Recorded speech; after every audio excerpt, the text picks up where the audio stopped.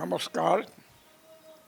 মই ক্ৰছ কাৰেণ্টৰ শ্ৰোতাসকলক মোৰ পঞ্চম বক্তৃতা সম্পৰ্কে আগতে দুআষাৰ জনাই দিওঁ।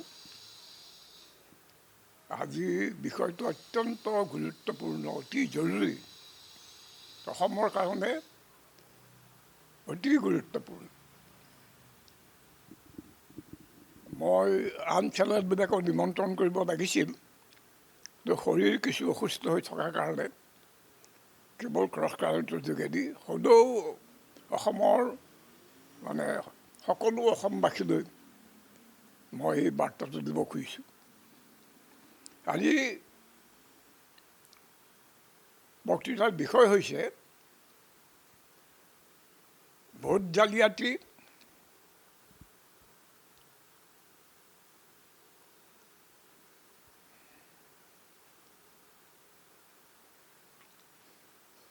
ভোটাৰ তালিকাৰ বিশেষ পুনৰীক্ষণ আৰু গণতন্ত্ৰ।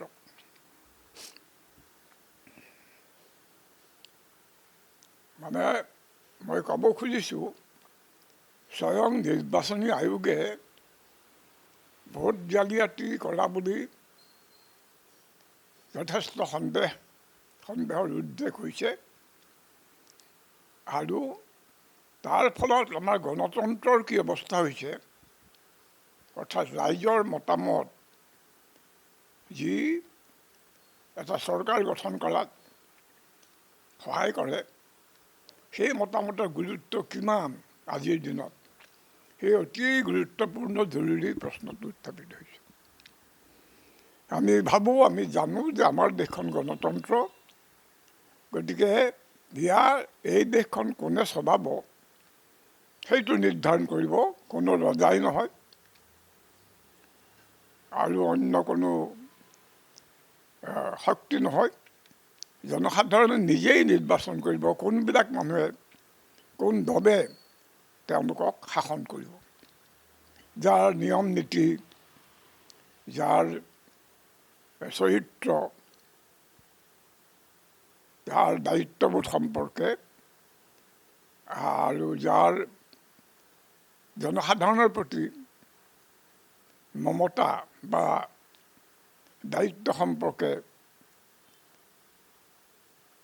জনসাধাৰণ যদি নিশ্চিন্ত হয়, তেতিয়াহ'লে সেই দল বা সেই দলৰ প্ৰাৰ্থীকে জনসাধাৰণে ভোট দিয়ে। আজি ভোটাৰ জালিয়াতি এনেধৰণে হ'ব ধৰিছে, ইমান ব্যাপক ৰূপত, ইমান বিশাল বিস্তৃত সংখ্যা জুৰি, যে জনসাধাৰণৰ মতামতৰ কোনো অৰ্থই নোহোৱা হৈছে। গভীৰ সন্দেহ হয় যে জনসাধাৰণে যাক নিৰ্বাচন কৰে, যি দলক, তাৰ ঠাইত সম্পূৰ্ণ বিপৰীত আৰু ঘাইকৈ বিজেপি দলকে জিকাই দিয়াৰ এটা ব্যৱস্থা, গোপন ব্যৱস্থা চলি আছে। এই বস্তুটো প্ৰথম ৰাইজৰ নজৰলৈ আনিছে কংগ্ৰেছ নেতা ৰাহুল গান্ধীয়ে। কংগ্ৰেছৰ কথা ওলালেই মানুহে কেৱল ইমাৰ্জেঞ্চিৰ কথা ভাবে, জৰুৰী অৱস্থাৰ কথা ভাবে কিছুমান মানুহে। কিন্তু 19 মাহত জৰুৰী অৱস্থা সময়ত এনেকুৱা ঘটনা ঘটা নাই যে খাবলৈ নাপায় মানুহ মৰিছে, এনেকুৱা ঘটনা ঘটা নাই যে কোটি কোটি যুৱক যুৱতী নিবনুৱা হৈ আছে, আৰু এনেকুৱা হৈছে আমাৰ স্বয়ং গুৱাহাটীতে ব্যৱসায়িক ফাৰ্মত চাকৰি কৰা কিছুমান তৰুণীয়ে কেৱল গুৱাহাটীত থাকিবৰ কাৰণেই বেহাই ব্যৱসায়ত লিপ্ত হৈ পেলাই তেওঁলোকে উপাৰ্জন কৰিব লগা হৈছে, নিজৰ সামান্য চাকৰি থকা সত্ত্বেও। গতিকে অসমীয়া জাতি, অসমৰ জনসাধাৰণ, ভাৰতৰ জনসাধাৰণক কেনেকুৱা দুৰ্যোগৰ মুখলৈ বিজেপি চৰকাৰে ঠেলি দিছে তাক আৰু বুজাই ক'ব নালাগে। আৰু সেইবোৰ সত্য মানুহৰ চকুৰ পৰা আঁতৰাবৰ কাৰণে দিনে ৰাতি হিন্দু মুছলমান মিয়া খেদা এইবিলাকত মানুহক ব্যস্ত ৰাখিবলৈ বিচাৰিছে। এতিয়া আমি যিটো বিষয় আমি আলোচনা কৰিম বুলি কৈছোঁ, ভোট জালিয়াতি, ৰাহুল গান্ধীয়ে কেনেকৈ প্ৰমাণ কৰিলে দেখা যাওক। ইয়াৰ আগতে ভবা হৈছিল যে বিজেপি যে বাৰে বাৰে এনেকৈ জিকে, য'ত নেকি সকলো এক্সিট পোলে কয় এইবাৰ নিষ্ঠাৰ নাই, এইবাৰ বিজেপি হাৰিবই। তাতো বিপুল ভোটত বিজেপি জয়ী হৈছে। ৰাস্তাই ঘাটে যে মানুহে বিজেপিক নিন্দা কৰে, কটু সমালোচনা কৰে, সেইবোৰ ঠাইতো বিজেপি জিকিছে। কেনেকৈ সম্ভৱ হৈছে? এইটো এটা আচৰিত কথা। গতিকে প্ৰথমতে ভবা হৈছে EVM মেচিনত কিবা গণ্ডগোল কৰে, আৰু নিৰ্বাচনী আয়োগে কেতিয়াও সেইটো মানি নল'লে। গতিকে কিবা যদি গণ্ডগোল তাত আছে, সি আমাৰ অজ্ঞাত। কিন্তু ৰাহুল গান্ধীয়ে ক'লে যে আপোনালোকৰ ভোটাৰ তালিকাখন আমি পৰীক্ষা কৰিব খোজোঁ। ভোটাৰ তালিকা কিয় পৰীক্ষা কৰিব? যে এইখন সঠিক হৈছে নে আছে নে নাই। এই যে তেওঁলোকে এটা তন্ন পুনৰীক্ষণ, তন্ন সংশোধন কৰাৰ কথা কৈছে, স্পেচিয়েল ইণ্টেনচিভ ৰিভিজন, সেইটো আগতে কৰা হৈছিল নে নাই? কৰা হৈছিল। বাৰে বাৰে তেওঁলোকে কয় যে আমি কোনো বিদেশীক ঠাই দিয়া নাই, তেওঁলোকক বহিষ্কাৰ কৰা হৈছে ভোটাৰ তালিকাৰ পৰা ইত্যাদি। কিন্তু ৰাহুল গান্ধীয়ে একেবাৰে নিশ্চিতভাৱে প্ৰমাণ কৰিলে এই দাবীটো একেবাৰেই সঁচা নহয়, বৰং তাৰ বিপৰীত ঘটনা ঘটি আছে। তেওঁ প্ৰথমে নিৰ্বাচনী আয়োগক বিচাৰিলে, ক'লে যে আপোনালোকে আপোনালোকৰ হাতত থকা ভোটাৰ তালিকাবোৰ, তাৰ ডিজিটেল কপি, কম্পিউটাৰ লেপটপত যিবোৰ আছে, ৰেকৰ্ড আছে, সেইবোৰ আমালৈ পঠাওক, আমি এবাৰ ভোটাৰ তালিকাখন পৰীক্ষা কৰি চাওঁ। তাৰপিছত বহুত হেহোঁ গেহোঁ, তেওঁলোকে কোনোমতেই কম্পিউটাৰ থকা ডিজিটেল যিটো তথ্য, ডিজিটেল তথ্য তেওঁলোকে দিব নোখোজে, নিদিওঁ বুলিয়ে ক'লে। উপায় নাপায় ৰাহুল গান্ধীয়ে ঠিক আছে, আমাক মাত্ৰ এখন বিধানসভা সমষ্টিৰ দিয়ক, আমাক ফিজিকেল ডাটা, এই কাগজত যিবোৰ লিখা নাম চাম, কাগজত প্ৰিণ্ট কৰা সেই নামৰ তালিকাবোৰ দিয়ক। তেওঁলোকে পঠিয়ালে কেইবা মোনো কাগজ, প্ৰকাণ্ড কাগজৰ দম। ভাবিলে ক'ত আৰু ৰাহুল গান্ধীয়ে এইবোৰ পৰীক্ষা কৰি চাব। কিন্তু ৰাহুল গান্ধীয়ে নিজৰ বিশ্বাসী কিছুমান এই বিষয়ত বিশেষজ্ঞ তেওঁলোকক লগাই দিয়ে। 6 মাহ ধৰি প্ৰতিটো পৃষ্ঠাত তেওঁলোকে পৰীক্ষা কৰিছে। পৰীক্ষা কৰি চাই তেওঁলোকে অতি আচৰিত তথ্য পালে। মই কিছুমান উদাহৰণ দিছোঁ, সকলো মোৰ মনত নাই। যেনে ধৰক, এজন মানুহে বিভিন্ন ঠাইত কেইবাবাৰ ভোট দিছে, এখন ঠাইতো দিছে, একেজন মানুহ, তেওঁৰ ঠিকনা একে আছে। ভাবি চাওক, একে ঠিকনাৰ মানুহ এজনে 4 ঠাইত আৰু যিখন ঠাইত তেওঁ ভোট দিছে সেইখন ঠাইতো তেওঁ মূল ঠাইখনতো তেওঁ 2-3বাৰ দিছে। যিহেতু গোটেইবোৰ ঠাইত তেওঁ ভোটাৰ হ'ব নোৱাৰে নহয়, আৰু এবাৰ 2-3বাৰ কিয় দিব? এবাৰেই নিয়ম, সেইটো এটা কথা। আৰু এনেকুৱা হাজাৰ, এবাৰ এজন দুজন নহয়, এনেকুৱা হাজাৰ কেছ। আৰু কিছুমান দেখা গৈছে যে ভোটাৰৰ পৰিচয়, সকলো ভোটাৰ ভোটাৰ পৰিচয় পত্ৰত এখন ফটো থাকে। সেই ফটোৰ কপি এই ভোটাৰ তালিকাত থাকে, যে মানুহজন যাতে ভুল মানুহে বেলেগ মানুহে সেইটো নামত ভোট দিব নোৱাৰে। কিছুমান এনেকুৱা মানে সৰু ক্ষুদ্ৰ যে তাক মানে মেগনিফাইং গ্লাছ লৈ ফুলাই দিলেও একো ধৰা নপৰে, মানুহজন কি চেহেৰা কেনেকৈ ধৰিব নোৱাৰে। তাৰ মানে কি এইবোৰ নিশ্চয় ভুৱা ভোট। তেনেকুৱা হাজাৰ হাজাৰ মানে বেংগালোৰ চহৰৰ মহাদেৱপুৰা বুলি এখন আছে, এটা বেংগলোৰ মানে যি পাৰ্লামেণ্টাৰী কনষ্টিটুৱেঞ্চি সংসদী সমষ্টি, তাৰে এটা অংশ হৈছে বিধানসভা সমষ্টি। তাত মহাদেৱপুৰা নামৰ সেই মহাদেৱপুৰা বিধানসভা সমষ্টি তাৰ তথ্য কিবা মানুহ ৰাহুল গান্ধীক দিয়া হ'ল। আৰু সেইবোৰ ছমাহ ধৰি অক্লান্তভাৱে তেওঁৰ 4-5জন মানুহে এইটো অধ্যয়ন কৰিলে। ক'লোঁ যে 2-3বাৰ ভোট দিয়া মানুহ বেলেগ বেলেগ ঠাইৰ পৰা। আৰু কিছুমান ভোটাৰ আছেনে নাই সন্দেহ, কাৰণ ইমান সৰু ছবি কোনোপধ্যে মানুহজনৰ চেহেৰা পৰিষ্কাৰ কৰিব নোৱাৰি, দেখাই নাপায়। এইটো কি কাৰণ হৈছে? আপোনাৰ যিটো ভোটাৰ আইডেণ্টিটি কাৰ্ড তাত ইমানখন ফটো মানি ল'ব নেকি? আপুনি কেতিয়াও নলয়। তাৰমানে এইবোৰ তেওঁলোকে জালিয়াতি কৰি বনাইছে। তৃতীয় কথা হৈছে এইটো যে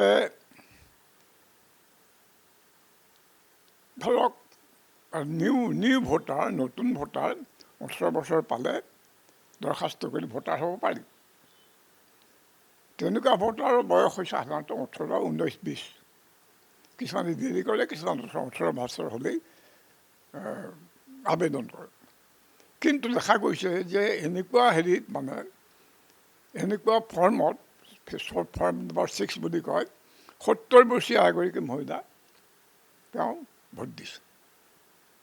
70 বছৰীয়া মহিলা তেওঁ 18 বছৰ কেনেকৈ হ'ল বা 20 বছৰ কেনেকৈ হ'ল? এইটো দেশ জালিয়াতি, বদমাচি। তাৰপিছত দেখা যাওক গ'ল যে মানে কেইবাবাৰ ভোট দিয়া আৰু মানে এই ধৰিব নোৱাৰা, চেহেৰা ধৰিব নোৱাৰা ভোটাৰ, আৰু বয়সীয়া মানুহে নতুন ভোটাৰৰ তালিকাত ভোট দিয়া, নাম দি পেলাই ভোট দিয়া, এইবোৰ ঘটনা ঘটিছে। আৰু মানে তাতকৈও মানে ভয়ংকৰ এটা তেওঁলোকে উপায় লৈছে। সেইটো হৈছে ধৰক মানে ভোটাৰ তালিকাত ভোটাৰজনৰ নাম আৰু স্পষ্ট ঠিকনা থাকিব লাগে। আপোনাৰ ভোটাৰ আইডেণ্টিটি কাৰ্ডৰ স্পষ্ট ঠিকনা আছে, ভোট ঠিকনা হ'ব নোৱাৰে।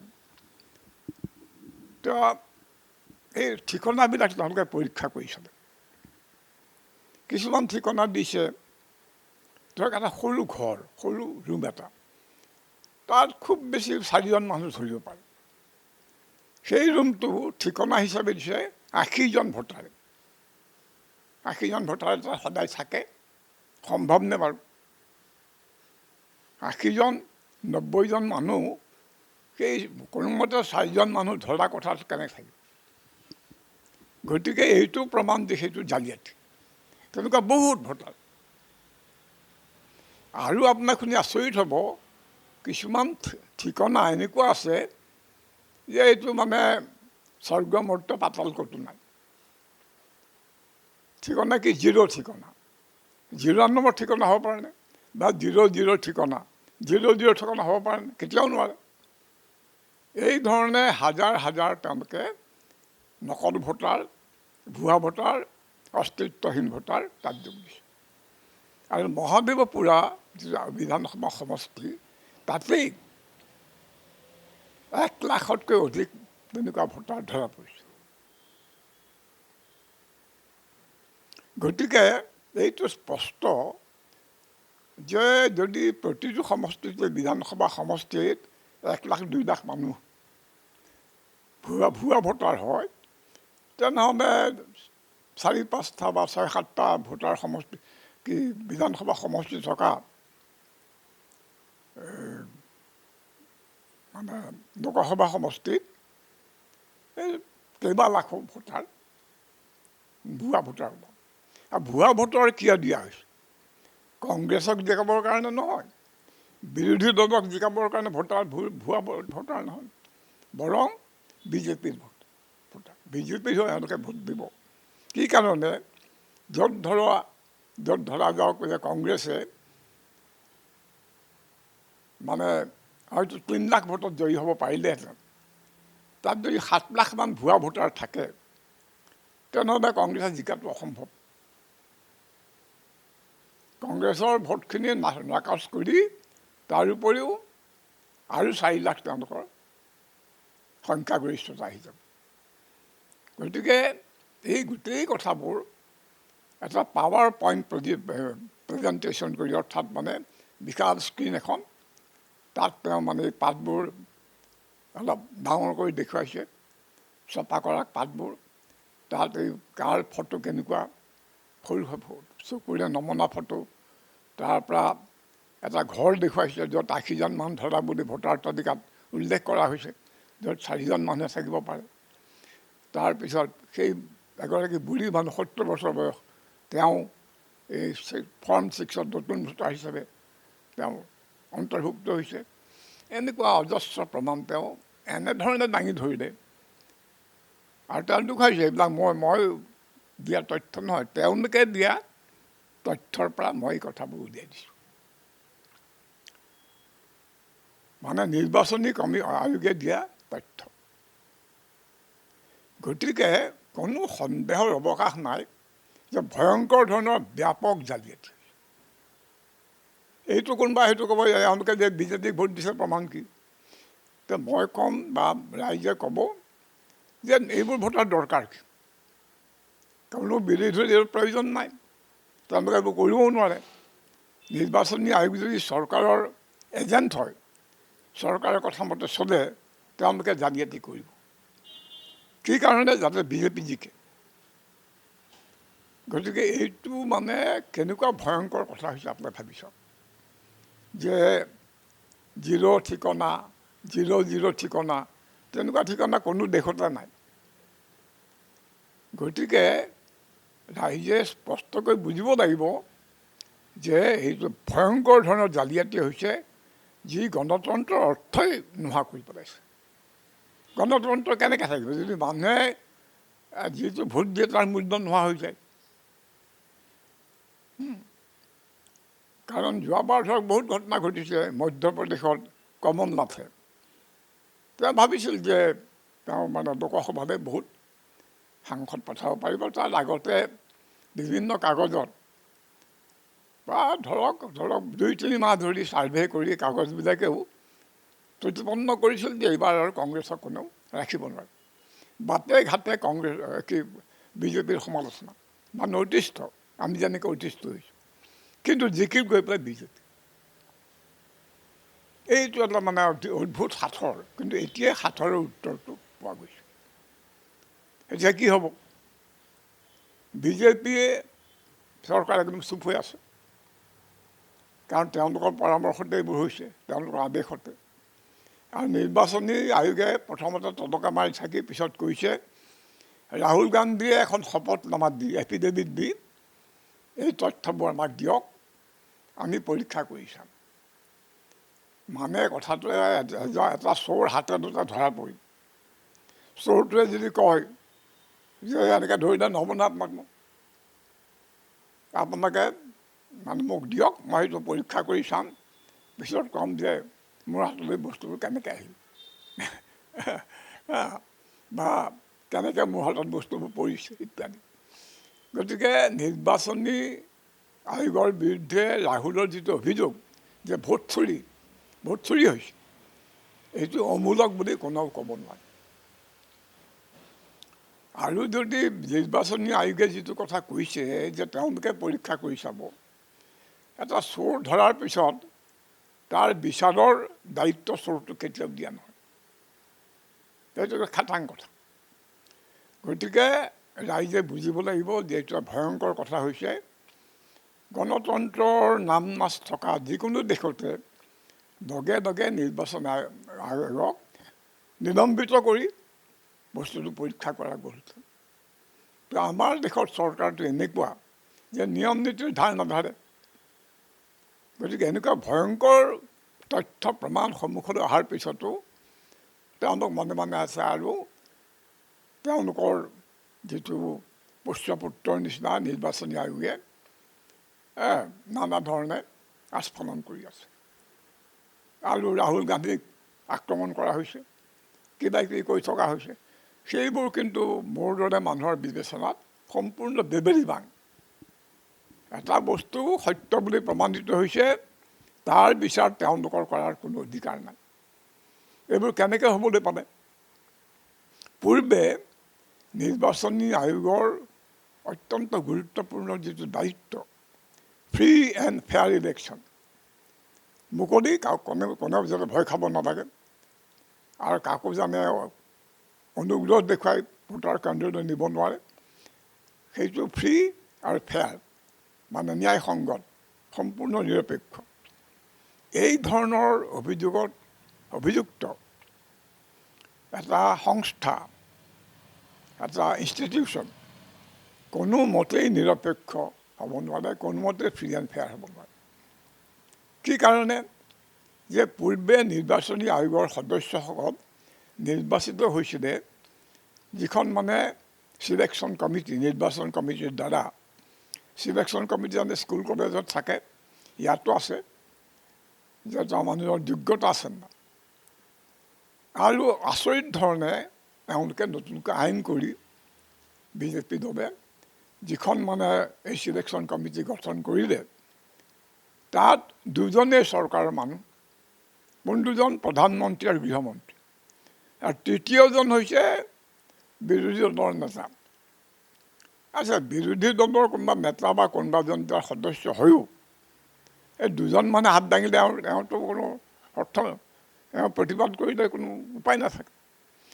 এনেকুৱা এটা দেশকৈ অন্যায়, যেতিয়া অন্যায় এটা ব্যৱস্থা কৰা হ'ল, তেতিয়াই সুপ্ৰিম কোৰ্টৰ ওচৰত বহুতে আপত্তি জনাইছে, এইটো কেনেকৈ হ'ব পাৰে? যিখন চিলেকশ্যন কমিটি বায়াষ্ট হ'বলৈ, পক্ষপাতগ্ৰস্ত হ'বলৈ বাধ্য, সেইখনে কেনেকৈ ফ্ৰী এণ্ড ফেয়াৰ ইলেকশ্যন চলাব? কিন্তু মানে আমি দেখিছোঁ আজি বহুদিন ধৰি কিছুমান চিফ জাষ্টিচ ভয়াতুৰ, বৰ বেছি সংকুচিত। চৰকাৰে আজিকালি নানা ধৰণে ক্ষতি কৰিব পাৰে, কিবা কৰে। সেই ভয়তে তেওঁলোকে ক'লে যে আইনমতে নিৰ্বাচনী আয়োগৰ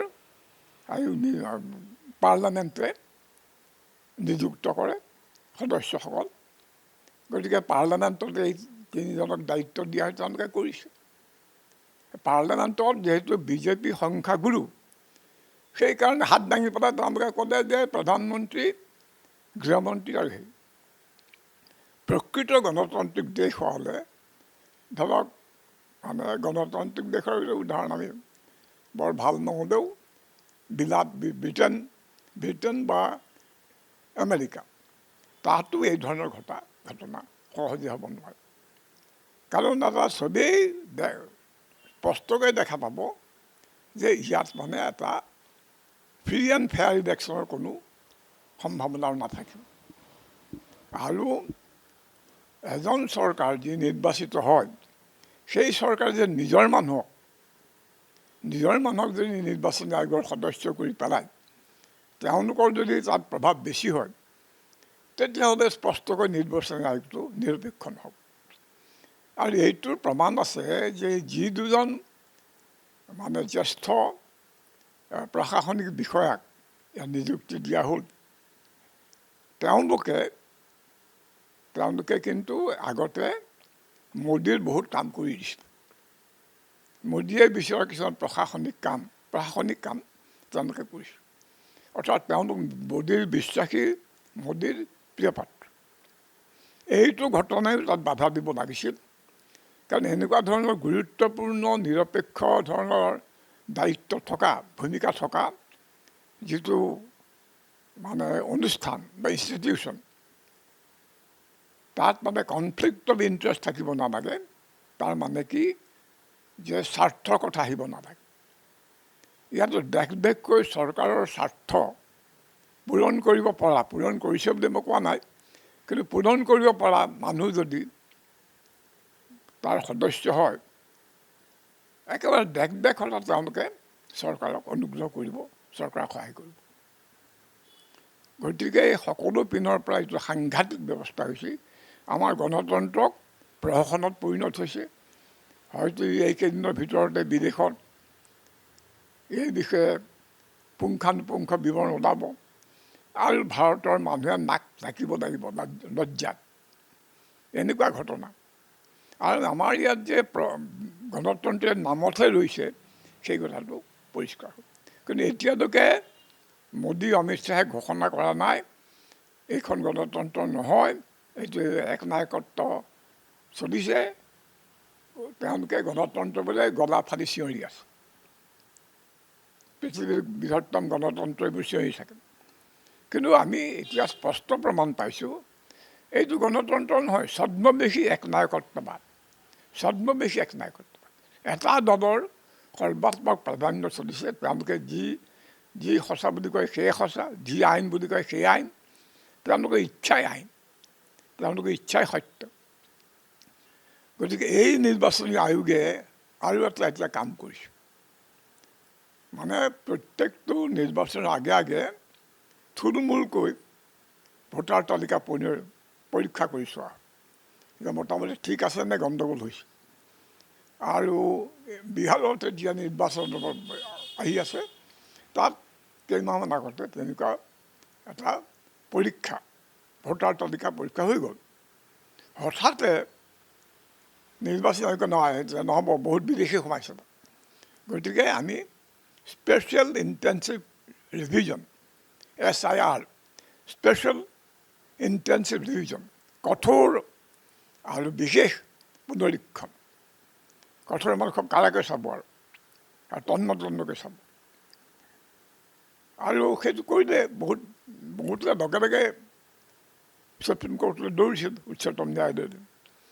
আৰু উচ্চতম কোৰ্টে প্ৰথমতে ধমক দিলে যে কি কৰিছা তোমালোকে, এইবোৰ এতিয়া ইলেকশ্যন, এইখিনি সময়ত 2 মাহ পিছত ইলেকশ্যন হ'ব, এইটো কৰিব নোৱাৰা তোমালোকে আধাৰ কাৰ্ড যাৰ থাকে আৰু যাৰ এনেকুৱা ভোটাৰ আইডেণ্টিটি কাৰ্ড থাকে তেওঁলোকক তোমালোকে উপযুক্ত ভিতৰত যোগ্য ভোটাৰ বুলি ধৰিব লাগিব। আৰু মোদী শ্বাহৰ সমৰ্থনত শক্তিমন্ত নিৰ্বাচনী আয়োগক আমি নকৰোঁ। আমাৰ আইন মতে, সংবিধান মতে নিৰ্বাচনী আয়োগৰ ওপৰত কাৰো কৰ্তৃত্ব নাথাকে। সুপ্ৰিম কোৰ্টৰ মানে বিপদ হৈছে যে আমাৰ যেন সাংঘাতিক ৰাজনৈতিক এটা সংকট হৈছে দেশৰ, গণতন্ত্ৰ ধ্বংসৰ ফালে যাব ধৰিছে। এই কথাবিলাক আইন নিয়ম নীতিৰ বিবেচনাৰ ভিতৰত নপৰে। গতিকে এই কথাটো তেওঁলোকে যদিও ভিতৰত সেইটো ভাবিছে, তেওঁলোকে নিজকে অসহায় বুলি ক'লে, যিহেতু নিৰ্বাচন আয়োগে কৰিব পাৰে। তাৰ ফল হৈছে কি, বিহাৰত 62 লাখ ভোটাৰ অযোগ্য বুলি নাকচ কৰিছে। তেওঁলোকৰ নাম ভোটাৰ টেবুলত কাটি দিয়া হৈছে। এইটো লৈ হুলস্থুল চলি আছে আৰু মানুহে ইয়াৰ পিছত কি হয় এইটো অনিশ্চিত। কিন্তু অসমতো তেওঁলোকে আৰম্ভ কৰিছে। ইতিমধ্যে তেওঁলোকে সমষ্টিবিলাক এনেকৈ নিৰ্ধাৰণ কৰিছে, আপোনালোকে জানে যে সমষ্টি নিৰ্ধাৰণ কৰক, কিন্তু ক'ৰ ভূখণ্ড ক'ত বগাই পেলাই সমষ্টি ঠিকনা। বৰপেটা সমষ্টিৰ অংশ গুৱাহাটীৰ এটা অংশ, বা ছয়গাঁৱৰ কিছুমান জেগা বৰপেটা সমষ্টি কেনেকৈ হয় ভগৱান জানে। এই ধৰণে ইতিমধ্যে কিছু জালিয়াতি নিৰ্বাচন আয়োগে অসমত কৰা বুলি মোৰ ধাৰণা। তাৰ লগত এতিয়া যে SIR হয়, এটা ঘটনা ঘটিব। বহুত কষ্ট কৰি NRCত নাম ভৰ্তি কৰা মুছলমান মানুহক হয়তো অযোগ্য বুলি কাটি দিয়া হ'ব। গতিকে এনেকুৱা এটা মানে হয়তো মোৰ নিচিনা চৰকাৰ বিৰোধী মানুহৰ মোক আকৌ অযোগ্য বুলি কোৱা হ'ব, কোনে জানে। গতিকে আপোনালোকে ৰাইজে টং কৰি চাওক যে এইখন গণতন্ত্ৰ হৈ আছে নাই। যদি গণতন্ত্ৰ হৈ থকা নাই, আপোনালোকৰ মংগল, আপোনালোকৰ আকাংক্ষা, আপোনালোকৰ দাবী, এই কোনো কথা চৰকাৰ আৰু মানিব নুখুজিব। তেওঁলোকে নিজৰ মতে চলাব, খালি গণতন্ত্ৰৰ এটা সজা, এটা মানে এটা ঢাকোন এটা বা আৱৰণ এটা চাৰিওফালে দিব, দি পেলাই অতি অন্যায় অগণতান্ত্ৰিক কাম, স্বৈৰতান্ত্ৰিক কাম কৰি যাব। গতিকে আপোনালোকে এইটো বিবেচনা কৰক। আৰু মই ভাবোঁ যে এছআইৰ বিৰুদ্ধে এই যে তথাকথিত বিশেষ বিতং অধ্যয়ন বা বিতং সংশোধন, ইয়াৰ বিৰুদ্ধে আপোনালোকে প্ৰতিবাদ কৰক, সম্বোধন সমাৱেশ কৰক আৰু এইটো নামানে বুলি কৈ দিয়ক। নহ'লে কিন্তু মই ভাবোঁ যে এইবাৰ আকৌ সেই প্ৰহসনৰ পুনৰাবৃত্তি হ'ব। ধন্যবাদ।